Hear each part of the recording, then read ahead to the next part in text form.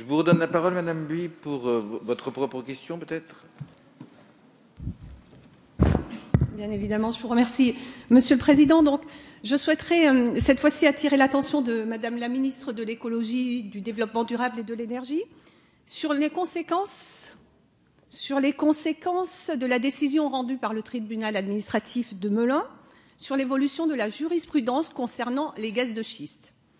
Le mercredi 12 mars, le tribunal administratif de Melun a, à la demande de la commune de Nonville, annulé la décision par laquelle la préfète de Seine-et-Marne avait donné acte à la société Zaza Énergie d'une déclaration de travaux miniers tendant à la réalisation d'un forage d'exploration pétrolière.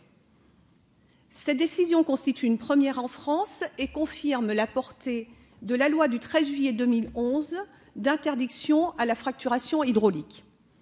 Le tribunal administratif de Melun a écarté l'argumentaire de la société S-Oil qui se prévalait d'un permis exclusif de recherche datant de 2004. Le juge a considéré que ce projet visait incontestablement à l'exploration de gisements d'hydrocarbures non conventionnels pour lesquels il n'existe aucune technique alternative éprouvée à la fracturation hydraulique des roches-mères. La décision du tribunal est conforme aux conclusions du rapporteur public, qui a fait valoir que l'interdiction de la fracturation hydraulique était générale et absolue depuis la loi du 13 juillet 2011, dont la constitutionnalité a été confirmée par le Conseil constitutionnel le 11 octobre 2013.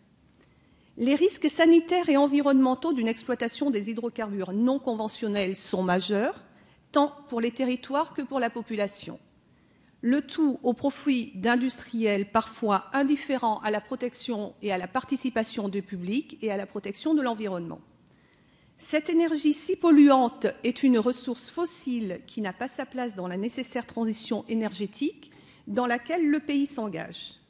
Aussi, Monsieur le Ministre, pouvez-vous m'indiquer quelles sont les suites qui seront accordées à cette décision de justice, tant pour les autres projets d'extraction d'hydrocarbures possiblement non conventionnels, en particulier celui du bassin d'Alès, que pour la réforme du Code minier. Je vous remercie.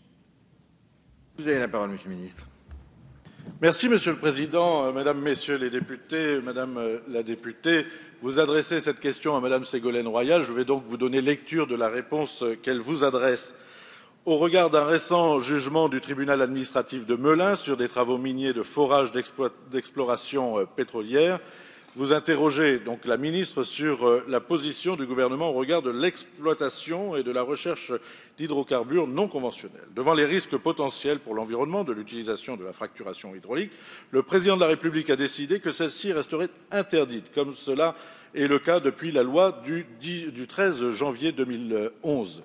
Dans ce contexte, ne sont accordés que des permis concernant la recherche d'hydrocarbures conventionnels et des instructions précises ont été données aux préfets et aux services déconcentrés pour assurer un contrôle effectif des dispositions législatives et orientations gouvernementales en ce domaine. Je peux donc vous confirmer le respect de la loi de juillet 2011 et vous confirmer qu'il n'existe pas aujourd'hui en France de projet d'exploration ou d'exploitation d'hydrocarbures non conventionnels contraires aux dispositions légales et à la politique nationale. A contrario, la recherche et l'exploitation d'hydrocarbures conventionnels peuvent tout à fait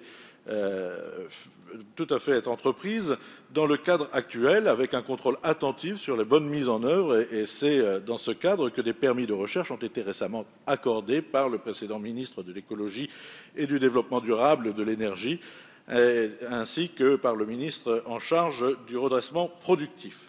Concernant la réforme du code minier, celle-ci refondra les bases dans le sens d'une affirmation prononcée des principes de transparence, de responsabilité et d'encadrement pour permettre une valorisation des ressources de notre sous-sol dans le respect de l'environnement et en donnant à l'ensemble des acteurs, dont les entreprises minières, un cadre lisible et de ce fait un cadre sécurisé d'un point de vue juridique.